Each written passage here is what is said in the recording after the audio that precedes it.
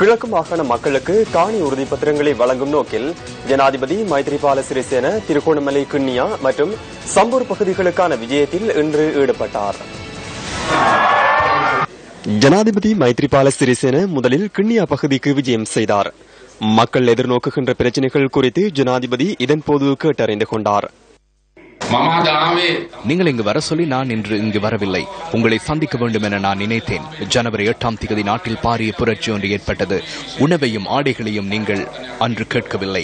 சுதந்திரமாகவும் மகிழ்ச்சியாகவும் வாழ வேண்டும் என்றே நீங்கள் கேட்டீர்கள். நீங்கள் என்னை ஆட்சி பீடத்தில் அமர்த்திய பின்னர் நீங்கள் மகிழ்ச்சியாக வாழ வேண்டும் என்றே நான் நினைக்கிறேன்.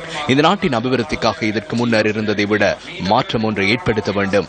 மாவட்ட மட்டத்திலும் பிரதேச மட்டத்திலும் குறிப்பாக பிரதேச அபிவிருத்தி குழு ஒன்றை ஸ்தாபித்து விசேட அதிகாரங்களை வழங்க எதிர்பார்த்துள்ளேன். பாராளுமன்றம், மாகாண சபை, உள்ளூராட்சி மன்றம் ஆகியவற்றில் உள்ள உறுப்பினர்கள், அமைச்சர்கள் ஆகியோரை ஒன்றிணைத்து இந்த பிரதேச அபிவிருத்தி குழுவை ஸ்தாபிக்க எதிர்பார்க்கிறேன். நாடு முழுவதிலும் உள்ள 9 மாகாணங்களிலும் இந்த முறை நடைமுறைப்படுத்தப்படும். நிச்சயமாக ஜனாதிபதியின் தலைமையில் எல்லா அரசியல் பிரதிநிதிகளையும் உள்ளடக்கிய ஒரு நடமாடும் சேவையை நடத்தி உங்களுடைய பிரச்சனைக்கான தேவைகளை அவராக முன்னின்று நிறைவேற்றி தருவதாக உறுதிமொழி அளித்திருக்கிறார். அதற்காக இன்று தன்னுடைய சொந்த விருப்பத்தின் பேரில் இந்த பிரதேசத்துக்கு வருகை தந்து மக்களுடைய குறைகளை கேட்டறிந்த ஜனாதிபதி அவர்களுடைய ஆட்சி நீடிக்க வேண்டும்.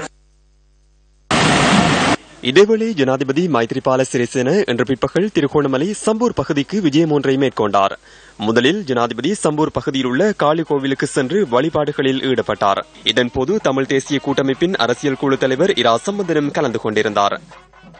அதன் பின்னர் சம்பூரில் தற்காலிகமாக குடியமர்த்தப்பட்டுள்ள மக்களை சந்தித்து அவர்கள் எதிர்நோக்கியுள்ள பிரச்சினைகள் தொடர்பில் ஜனாதிபதி கேட்டறிந்து கொண்டார்.